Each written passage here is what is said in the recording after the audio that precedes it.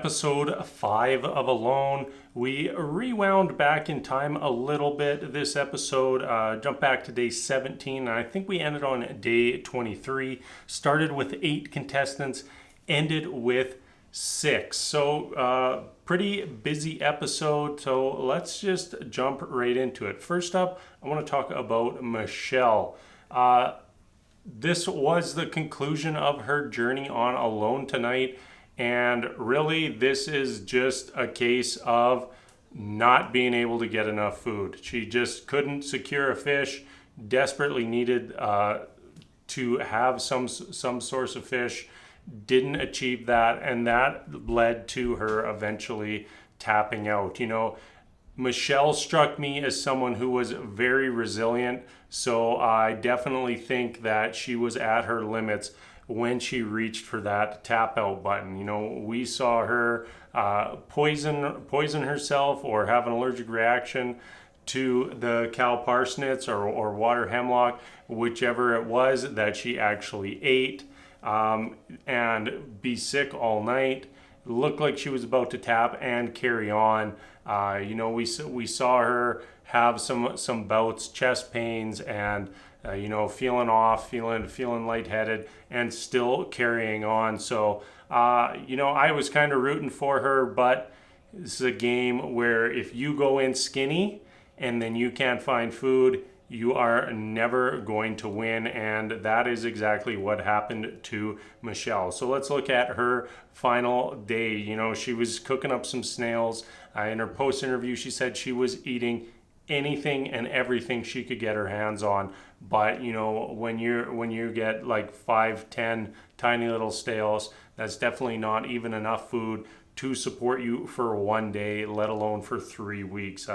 We also saw her build a fishing basket, which maybe was a success, but we'll never know because something or someone came by and pulled her trap out of the water. You know, I don't know which contestant is out there cruising along the shoreline, snatching up other people's fish baskets, but something or somebody did, and that could have been the little bit of food that Michelle needed to keep going that was stolen away from her. And she also had another very, very close encounter, and that was with a grouse. Never got a clear shot on the grouse, didn't even get to fire the arrow at it.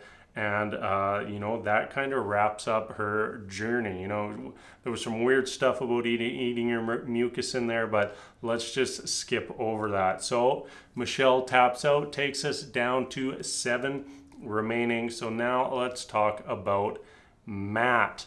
I just really don't know what to say about Matt. He just focused so much on the negativity. He's focused so much on his failure. You know, I'm sitting there looking at his shelter and thinking, yeah, it looks like he's done a decent job on his shelter. It's fairly unique. And then he starts talking about how some wind's getting through. And, you know, sitting at home, I'm thinking, well, okay, that means that you're going to need to add a little bit more to your shelter to keep that wind out. And he starts talking about, you know, how it's a failure and how everyone is going to view it as a failure. And it's like, dude, you had a problem with your shelter, you go fix the problem with your shelter. You know, that's no longer a failure. That was a problem you had that you could have solved. And he just didn't. You know, he just mentally just got so fixated on the negativity and the negative side of things, and add into that, you know, being lonely, not getting enough food. That is a perfect storm for a tap out. You know, I was really on the fence about Matt at the start. Comes from the Virgin Islands, so it's the harshest climate change from Virgin Islands to the interior BC. That I thought he was going to struggle with that, but that side of things, it seemed like he did fine, but he just didn't secure enough food, and he just got too bogged down in that negativity. He even caught a tiny fish today, but wasn't enough to keep him going. We also had that weird incident with him and the Hornets. When he had a problem with shelter, decided to go gather up some grass, managed to disturb a hornet's nest, and then just sit there until the Hornets bit him. And I understand what he was doing, trying to look non-threatening, trying to not let the Hornets notice him. But in my experience, you kick up a wasp's nest or a hornet's nest, you're going to get bit. And the best strategy, in my opinion, is getting the hell out of there. It looked like there was a brief moment of time from him noticing the Hornets that he could have got further away and probably could have avoided a little bit of pain for himself. Matt, if you're watching this, I wasn't eating popcorn while you were going on your rant, but I almost paused the show to go and make some just to give it to you just a little bit more. All right, that's it for Matt. That's it for our tap outs. Let's move on to our other three contestants who are still in it for the win. And first up, let's talk about Clay. Clay, he has to be one of the favorites this season. Right from the start, just seemed like he was extremely qualified, extremely skilled, and really just had the perfect mindset to do well on this show. We see him start off the day with building a landing net for his fishing. And, when he was done, that looked like a fishing net that you'd go buy in the store. Like it looked pretty perfect. He didn't get any fish, so he didn't get a chance to use it, but I'm sure that will come in handy later on. The rest of Clay's time here was really focused on his hunting.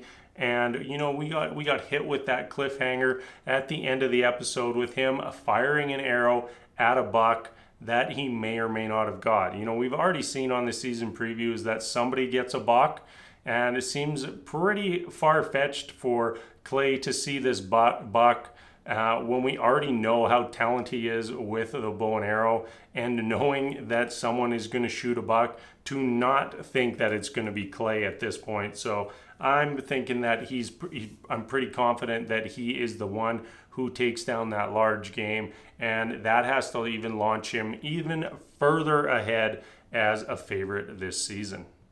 Next up, we have everyone's favorite contestant this season, and that is Biko. He, not a really eventful night for him. He got to show off the finished version of his nail-forged knife. He got to tell us about how he's lost 35 pounds already. Absolutely staggering, in my opinion. He ran into a few bears, looked like a couple bear cubs, walked by the shore underneath where he was working on his fish basket, and then lastly, he made a fish basket. So I think that's 3 people now we've seen make some sort of fish-related trap, and we've still yet to see one be successful. Biko's at least looked very solid, so hopefully that pays off for him at least a little bit. Lastly, we had a quick checkup on Nate. Got to watch him put together a little bed for himself. Said he had several back surgeries in his past, and he'd been waking up with his thigh being asleep, and that wasn't doing it for him. So he built himself a little bed out of a couple logs and some strands of a rope that he found on the beach. That was it. We saw him, he built the bed, laid on the bed, he said, hey, the bed's awesome, and we did not see Nate again. So that's going to wrap things up for this week. I believe we ended on day 23. We're now down to 6 contestants, which I think is a better number for episode to episode. Gives us a better chance to at least pop in with all 6 remaining contestants each and every week, because I really don't like not seeing each contestant on each episode. So hopefully that goes away in the near future. And our remaining 6, I think are a pretty strong group, and hopefully we get some people who at least flirt with that 100-day marker. All right, that's going to be it for this week. As always, thank you so much for watching. Until next time, we'll see you later.